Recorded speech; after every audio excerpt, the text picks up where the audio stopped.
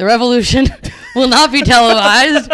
It will be on Patreon. This really does look like we're giving a list of demands to like our parents. We're like, if we don't have pretzel goldfish. I was like, yeah. I was saying we look like children and then I have food in my teeth. You do a little food in your teeth. What do I have? Welcome to the revolution. Do you want me to cut? Fucking yeah. The weird motherly riff out where you just pointed out there was some food in my. I didn't want you to go the whole episode and be like, Maddie, what the fuck? Why didn't you tell me? We're sitting in a room. There's feral rabbits running around, and you're like, "There's food in my teeth." Look, the rabbits are something. They're an amenity that no other podcast can boast. If you come do our podcast, two adorable rabbits. There's rabbits running around. It really is the ultimate Zoomer experience. It's a podcast studio / petting zoo. So you can record your thoughts while petting a rabbit. I've never been more sure I'm gentrifying a neighborhood. I'm trying to be like, no, I'm responsible. It's a podcast studio with rabbits. Yeah. It's not. You are it. You're the poster child of gentrification.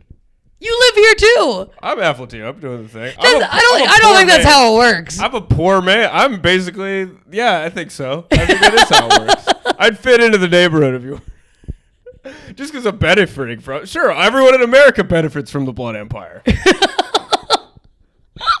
I was on a phone call today. I got a loan payment deferred. I'm not part of gentrification. All right, I got a hardship loan. One criticism about you: America's a blood empire. Well, you got a loan payment deferred. How does that work? What? Well, because in Illinois, which I no longer live in, there was like flooding. So because of that, you could say you had a hard time. You didn't have to pay a loan. That's hilarious. And so I just said that I still live there because I didn't change it yet. Point is, I'm not part of gentrification because I'm still out here doing working man shit. Like reading an article and being like, oh, and then making the world work for you. You have a remote job and you moved to Brooklyn to do stand-up comedy. Yeah, okay. Mr. Barahona. You may have some points. You may have some points. Welcome to the podcast. We're in our studio now. I mean, we're 5 feet from my bed, but we got lights. We got the whole thing going. Wait, no, we did one other episode where we lived together in the apartment, but now we're we cooking. Have official lights. Now we're cooking. Yeah. Yeah. It's hot as fuck in here, dude. I'm sweating so hard. Because you dressed like an angry trucker. This feels like a setup where I'm trying to explain like queerness to like my angry dad. And it's like all part of a coming of age story, like the Gary Goldman thing where he just goes to his mom and he's like, I was sad. Did you notice? Like this kind of feels like it looks like that's what we're role playing as right now. Like it's hot as fuck in here. Nobody asked you to wear 4 flannels and a hat.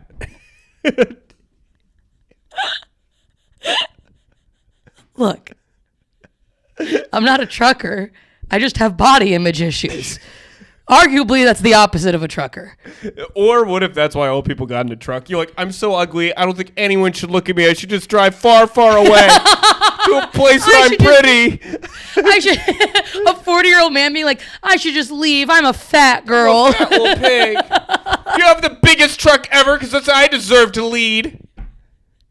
That just looks like me on wheels. You go to a Love's truck stop and they're showering, but they're like crying. Yeah. You have extra large. Dude, I followed a girl on TikTok who was like a trucker. Yeah. And she was like, a day in my life. It's a pretty miserable and tiring job. Yeah, she had a dog with her. That makes it all better.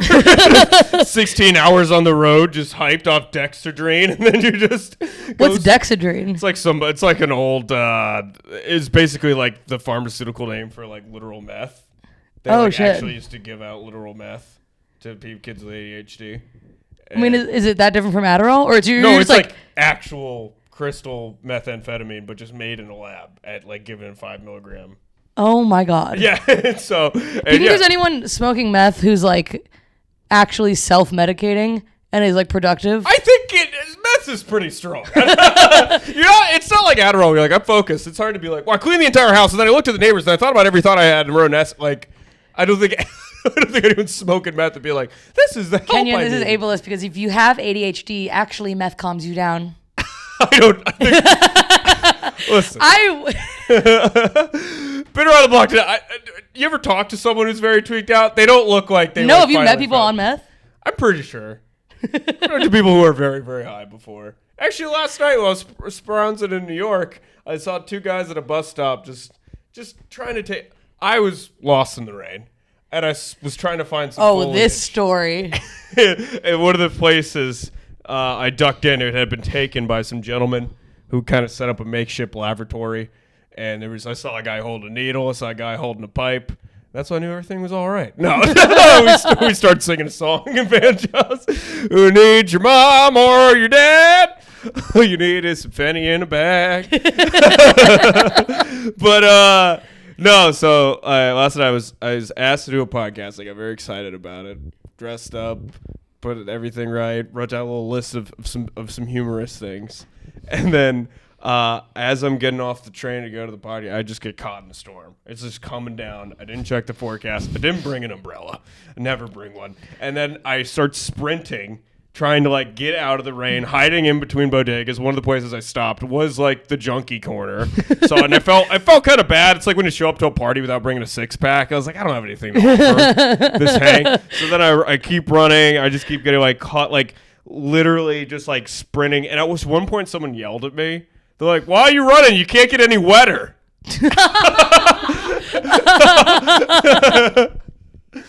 Just ignored them and Forrest Gump my way to a podcast like I was running to fucking save a cat from a tree. And then when I actually get there, like I get a call from the guy and he's like, hey, I hope you haven't left yet, you know, because I got caught in the rain. I'm just going to go ahead and cancel. And I tried to play it cool like, oh, what? No. 10 minutes for the podcast, I haven't left. I'm just busy at home having sex and counting my money. There's no way that I would have done that. But I really wanted to be like, oh, I left. I left a woman I love. I left my goddamn family. I left clubs that work me for what? To be sitting here, hair gel falling into my eyes, burning on the street corner, covered and just soaked. Thought about ducking into an H&M to buy a new shirt for a cast that probably isn't even filmed. Yeah, and then I just sat moist at a pizzeria for like an hour. The worst sentence I've ever heard. Yeah, just absolutely moist in a pizzeria, the Kenyon Adam chick biography.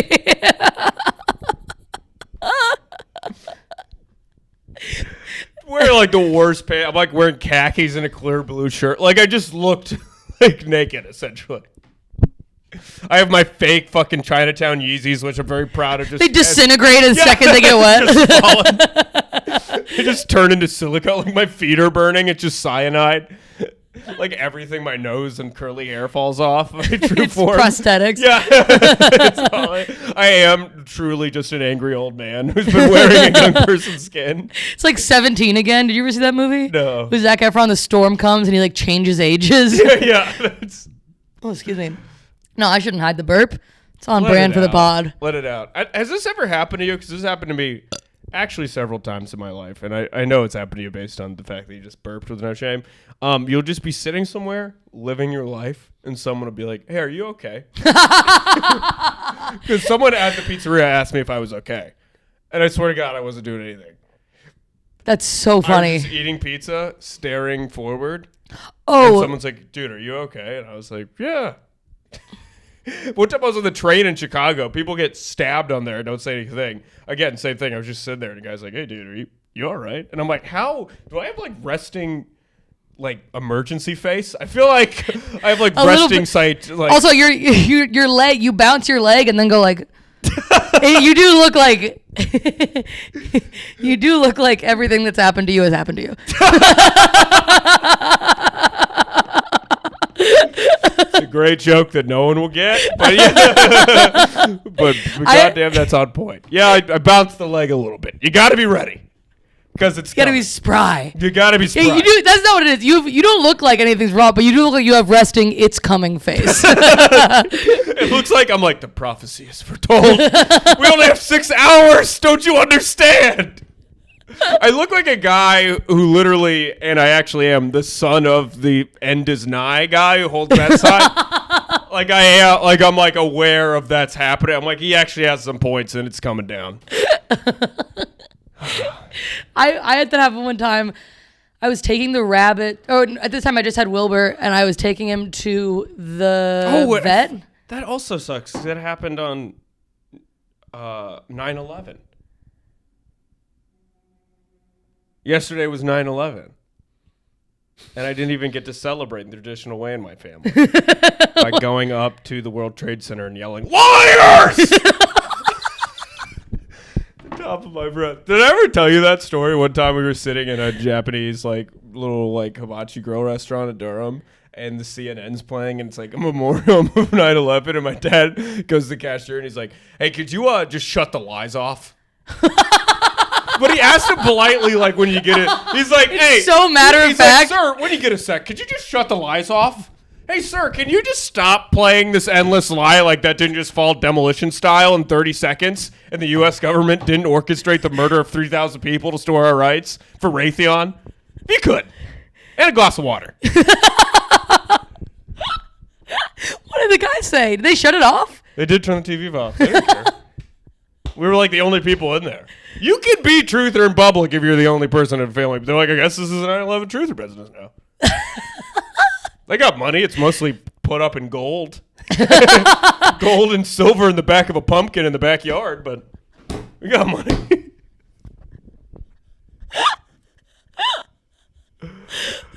Dude. My God. Your face when I said 9/11 was more scared than when Bush found out that him and Cheney would have to be interrogated in separate rooms afterwards. Did that happen? They were interrogated in separate rooms? They were, actually. Did their stories line up? Well, we could talk more about this in the Patreon. if you're a curious guy that just doesn't want to be a fucking sheep, then you can hit me up. But yeah, I remember I literally watched that as a kid, and I was like, because imagine your current stupid brain. I could be talked into if someone's being convincing enough of conspiracy. Yeah, it's really easy to convince a 5-year-old of conspiracy theories. Grade. Yeah. Yeah. So someone just shows me. Yeah, when a 40-year-old believes that shit, it's like, all right, man. When a 5-year-old does, it's like, yeah, you believe that 9/11 was an inside job, and you believe in the Tooth Fairy. So I'm not going to hold it against you. Tooth Fairy was inside. There was crisis actors doing that. Wait, did you believe in Santa as a kid? Yeah, but that bag blew up very quickly because I remember I was like, Santa's real. I was like, if Santa's real, I can have a PlayStation and an Xbox. And then my dad's like, there is no Santa. He just immediately in the same breath went, Santa's not real. I work at Kroger. You can't have those things. He just broke down he was so matter of fact about life. He's like, Santa's not real and your mother's a work at it. There's some basic truths. No. My mom. But but he just, anything that was slight. I feel like, and maybe that's the reason I'm kind of blunt. And I said maybe that's 100% the reason. But any sort of wonder and mystery, I never had a how does that work question. It was my dad showed me a book, an anthropology book about sex, and I was 5. So I was like, oh, I guess that's how that works. Wow. So there's never a moment of what is this big wide world? No. You're like, it's that. Yeah, it's that. Yeah, 9/11 was an inside job, and you put your dick in a pussy, and I gotta get to art class, but no, that's why I was just such a weirdo. That's why I got in trouble for I would tell other kids that God is a lie designed to keep peasants in place. But I didn't understand what I was saying. I was just reciting what my parent. It's so funny for your dad to refuse to get a real job because of conspiracy theories and be like, God's what keeps us down. It's religion and big pharma. Yeah. Not my immediate decisions. Yeah, no, it is pretty funny to be I feel like sometimes I'd be like, what was his whole game plan? Just to be I will make my son a disenfranchised minority to radicalize him against capital. Was it an Inception game plan? Where he's if you give him the suburban life, he'll start talking. He'll become a libertarian. So I gotta just fucking shove it down his throat. Make sure he gets the boot of capital just on his neck and learns to, Do you think it worked? I feel like you're not. Oh, it worked. I'm full blown. It's if comedy doesn't work out, you can catch me at a camp somewhere. But do you actually think 9/11 was an inside job? I don't think 9/11 was an inside job, but I'm a leftist is what I Yeah. mean. Yeah. No. I'm saying it didn't work 100% of what No, but that's fine. Well, we both fall in the Yeah, but it doesn't mean nobody looked the other way when they saw shit coming. What I mean? No, I don't believe in the conspiracy theory. In my family, that's being a moderate. Not you're a sellout? I'm a centrist. I'm like a centrist sellout because I'm like, sure, capitalism's evil. There's no ethical consumption under it. But no, I don't think 9/11 was an inside job. My dad could be like, how about this fascist sit somewhere else for Thanksgiving? That's fucking wild, dude. Yeah. Does your dad vote? Sorry, not to make it all about your dad. No, he's a very entertaining individual. My dad does vote. He was a Sandman. Voted for Bernie Sanders. My dad's politics are in the right. I mean, that's the thing about having a far left dad. If you saw him on paper, I'd be like, this guy rocks. Yeah, and then you read it, and you're like, oh. Because, well, here's the thing. You're like, the papers look good because the records were sealed. But it's also, you can believe whatever you want. It's not that hard to believe good things. Yeah. We can all believe whatever. Yeah. Your actions do matter. And if you don't do anything, if you believe one thing and then act like a totalitarian dictator in your person's life, it's like, what is any of that? Yeah. Oh, wait. To what you were asking earlier about if you ever had someone be like, I was taking the rabbit I was like on my way to the airport and I was like, I'm going to drop them off at the vet to be boarded and then I'll go to the airport. So I was on the train because I was broke as shit. I couldn't take an Uber. I was on the train. I had like my luggage and like a pet carrier and I was dressed probably like this. And I was just sitting there in the heat and like petting the rabbit. And a lady came up and was like, do you want a sandwich? And I was like, but I was like genuinely confused. I was like, do you not want it? And she was like, do you need anything? And I was like, oh. Yeah, you look homeless. Oh, no. Also, and then I was almost like homeless, but you have a rabbit. It's like, don't get the exotic pet if you're on the outs. Get a cat or a dog. Can you imagine a homeless man with a cockatoo? This is how much... a sugar glider? Yeah, he's having a capybara? He's got to get a couple of chinchillas sit on a street corner. But this is how much of a, like, stupid, like, I was like, oh, I'm not homeless. Not that there's anything wrong with that. I mean, there's something wrong with that. It's horrible, but I'm not offended that you anymore. Yeah, You're like literally can't. Ah! You have to apologize like for it. It actually. I short circuit so much. And I'm like, being homeless is cool, and everyone should be homeless. And it's like, what? I think that's like actually like going to become a new dialect. Is I'm sorry. No, I'm sorry. I'm sorry. I'm sorry. Like that's just you have to over apologize for everything that you said. It's like fractions where it's like, so we can just simplify this and let all 20 of those cancel each other out and no one's sorry. Right. Yeah. Yeah, no one's sorry. Being homeless is a bummer. Yeah. It's a thing that no one should be, and it's sad that that's a But I didn't want to be like, oh my God, how dare you? It wasn't that, but I was just like, oh, fuck. Is that problematic to be like, it is a little bit of a wake-up call? Yeah. I'm not even a wake-up call. You could go and take my no career from me, but I think being homeless is a negative thing that is sad and traumatic to go through. You should live in a society where that doesn't happen. And if you look like you're homeless, you should fix yourself. Because that means that you look so bad someone didn't think you had $5 for a sandwich. Someone was like, the government Someone's like, you. that's over.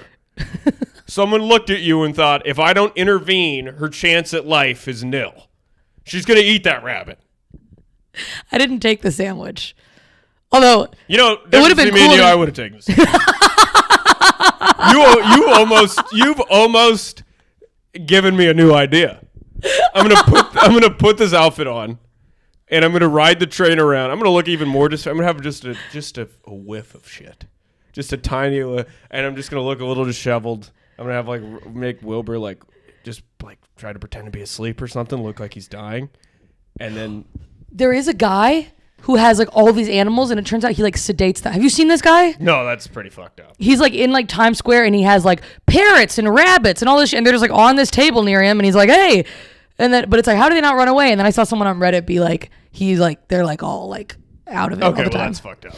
Yeah. I won't be doing that. Point is, if I looked like shit one day and someone offered me a sandwich, I'm taking that sandwich. Because I would need that to get over the pain of someone thinking that. I might as well. You've hurt my feelings, so now let me. Yeah, let me take a Sammy off your hands. Yeah. That reminds me, my brother had a great idea for Uber where he was going to have his girlfriend's little brother drive around in the front seat and be like, hey, I'm sorry, he sits up front. It's just in between chemotherapy. We don't have time to drop him off. The only thing, a step down from actually being in that situation is living in a country where you have to lie that you're in that situation to make money. Yeah. It's only marginally less sad than if that were the truth. Yeah. Maybe if I make someone cry, I'll live. Yeah. Like what? Oh my god. That's insane. Speaking of capitalism, I think it's time to get into some ads. Yeah, let's do the ad reads. Let's do the ads. We've been really lucky to pick up some sponsors. Couple sponsors. Now, if you're like anything like me, well, not like me, you're in great shape. You're eating only meat. You're waking up at 4 a.m. to shadow box a vision board, right? You're dating a beautiful woman, but you still can't get it up. Why? In fact, the only time you can seem to get close is when you're thinking of that time in high school and you're wrestling your best friend Todd, and the whole time you're secretly hoping there's a freak accident that went horribly right. Well, then you're in luck. Blue Chew has a new product which utilizes psychedelic toad venom, which will bring you back physically to the day when you were wrestling with Todd, and it went exactly the way you wish it did. So you can take this pill, and whenever you're with a woman, it'll look like a man. Blue Chew. Your problems, Blue Chew. Promo code, I wish I had the courage to be who I actually was. Okay, we got...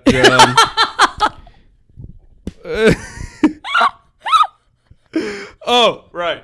Maddie, you sleep on a Helix mattress, right? I do sleep on a Helix mattress because I have more successful friends who give me their scraps. We don't have to fight for scraps with our promo code. And Helix actually has a fun new feature. I don't know if you've heard about this. So what's the worst part about sleeping? Being alone. So and Helix has found a solution to this. Helix has new Tempur-Pedic technology that will bubble up in the form of your ex-girlfriend and hold you like the little spoon that you are. And that is promo code, I wish she was still here. I miss you, Jessica. All right, final one. We were touching on this slightly before, but I've had some tough times in my life. We were touching on this slightly. We're only building a career around it. Sorry. But I don't want to get the ad pulled. Just to get into some, genuine moments here. My dad developed like schizoaffective disorder when I was very young. He had delusions. The government was after him. I had helped commit him when I was 15. I then went on to abuse a lot of drugs. I was in a abusive relationship when I was 19 with a 27-year-old. And those things have stuck with me and even made me suicidal at points. And in Chicago, at one point, I was so low, I even took a bottle of tequila, just sipping it on the train to get the courage to go to a ledge, and I finally jumped off. But when I was falling, I landed in a barge of CBD. Which finally, turned that frown upside down, and now I'm feeling just great. So type in the promo code Seize the Day for some quality CBD products. So that's all the ad reads we have for today.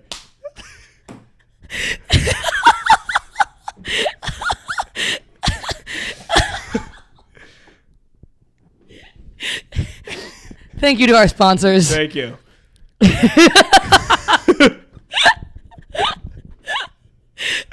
If anybody else would like to reach out to us regarding sponsorship, we're available for pennies on the dollar. Pennies on the dollar. Pennies on the dollar and the phone's in the bag. Pennies. It's just up here with like thumbtacks. There's like holes in the wall. This really does look like a fraudulent office that we've started. Oh, we do it good. We look like an Eastern European like fake podcast producing scam. I produce whatever podcast you want up here, phone and back, whatever. We're emailing you. I produce podcast verify on Instagram from Russia. Yeah. I am Russia content creator. I create you content. I create you content. Phone is in bag. You're like, what does phone in bag mean? That truly sounds lost like, in translation. yeah. The phone is in the bag to smuggle away from the Bolsheviks. The phone is in the bag. It's just a Ukrainian woman trying to call her son. And they just took the phone and took it away. Oh God, the phone's in the bag. It's under the bill. It's all gone. I remember someone was telling me recently, this is just the horrible state of the world, that they work with someone in Ukraine and they were in a Zoom meeting with them and then bombs started going off. Like, oh shit, I gotta go. And then later she tried to rejoin the call from a bombshell. I have not heard a more 2023 thing where it's like, oh my God, when you can't, like, we're going to see memes like that, like when the bomb shelter doesn't have service. It's going to change office small talk a lot too. It's not like working hard or hardly working. It's like, hey, living here or barely escaping war? Dude, it was like that because I worked at an office going through COVID and like so much civil unrest throughout the country, George Floyd, and you just had to go to. We still had fun questions. No, we still had fun. Like, what'd you do this Friday? And you're like, I stayed in because I was afraid of the plague, and we saw someone get murdered on TV. Yay! Oh my God, being like one of the darkest points in American history, and being like, "How's office morale?" Yeah, no, true. I don't know if you noticed, buddy. The country's office is not doing great. No, yeah, like we had to just be like, yeah, so it was good. I stayed inside yet again. I'm losing my mind. I've started stabbing myself with nails to feel, and everyone's like, I feel that. Nails to feel, nails to feel. Giving you a little, like... You can't, it's like capitalist church. You're just very polite. You gotta like, we're all like in the altar of the Savior. There is an unholy one we cannot question. You know, there's occasionally random sacrifices. The layoffs will make the fall's harvest even more plentiful. You have to go into the break room and have a donut communion. Yeah, truly. May the body of Q4 compel you. That's truly what it's like. But it's the same vibe. Like when you're in church, you're all smiley. You can't fucking really say anything of substance. You got to pretend. It's kind of the same thing where you're like, yeah, everything's great all the time. Like you can't, like every job I've had in an office, no one thinks I'm funny at all. Yeah, this is not like office. This ain't office funny. Yeah, in office, you turn it off right now. This is the warehouse. It's definitely, oh my God, a warehouse is, I mean, one of the most miserable but fun places I've ever worked. Well, it's like the front of the house at a restaurant and the back of the house at a restaurant. You'd be like, hi, okay, thank you so much. And then you go in the back and people are like, what the fuck is wrong with you, hilarious. asshole? Yeah, people are and they're like playing music and shit. Yeah, it's like fun, but yeah, you just gotta, there's no fun. I wonder if it comes back. So there's if you listen to the podcast, I love my job and everyone who works there, and I think it's a great company. Very much need you to pay for my life. But like, I wonder if there's a thing, because it's like a minimum wage job. You can kind of talk shit, fuck off. Oh, it's great. That's the vibe. Then you get to like office and it's very like, hi, how are you, blah, blah, blah. And then there's CEOs and blah. But I wonder when you get up to like billionaire, if they're just fucking off again. Yeah. They're you think fucking off to the point where people are being arrested for crimes, Maddie. But no. I obviously I get that, but I mean like. Oh, I don't think they're polite anymore. No. What do you? The whole point, the whole reason. It's one of this weird middle class dip where you have to be like, mm-hmm. Well, the whole is the aura of respectability, like we're doing a thing. You know what I mean? Mm-hmm. But a lot of that is in the service of like making sure that a person above you, like you're worried about being in trouble. Mm. But who the fuck's gonna get you in trouble? If there's no trouble, you define that culture. And if you're at the very bottom, you're like, who's gonna give me? If you're like working a minimum wage job, you're like, what do you mean in trouble? What are you gonna punish me? You're gonna make me keep living my life? Yeah. Oh no! You're gonna make me wake up tomorrow? Yeah, I'm already fucked. Might as well have some fun. God put me in detention. Yeah. God put me in adult detention. That's another name for the special. Adult detention? No, God put me in detention. Like the funnest is like, I mean, a warehouse job. It was absolutely grueling job. North Carolina, like 100 degrees, no AC. Jesus. Is that legal? I don't think it was. I was doing, at one point they made me like, because I was like what was the word? Like, you know, like assistant to the miscellaneous task manager. That was the name that Tank Smith, a fellow comedian, made up for me so that I could have a job at this warehouse. And they kind of didn't have anything for me to do. So they just made me print out a sheet of every part that should be with these computers. And I just went one by one and had to just like staple them to the outside of the bag at 100-degree weather. Jesus. I mean, that's like lose your mind stuff. I mean, that is like... It's like torture. Punishment. Yeah. It's like actually torture because you're like, hey, this doesn't serve any purpose, but we do need you to suffer. Yeah. Otherwise, why would I give you $12 an hour? I'm going to need you sweating out there, man. You don't actually earn your living by the value you produce for society. You earn by living by suffering enough to earn money. I mean, most jobs, that's what it seems. They're literally like pretend to be busy. Yeah. What is pretend to be busy? If the job is done, let me go home. Let call it a day. Yeah. Yeah, and instead they're like, no, be sad. Well, to help us cheat capitalism, because clearly we can't cut it in a fucking office, join the Patreon. Join the page. We're headed there now. Going We'll to the see you page. over there. Yeah.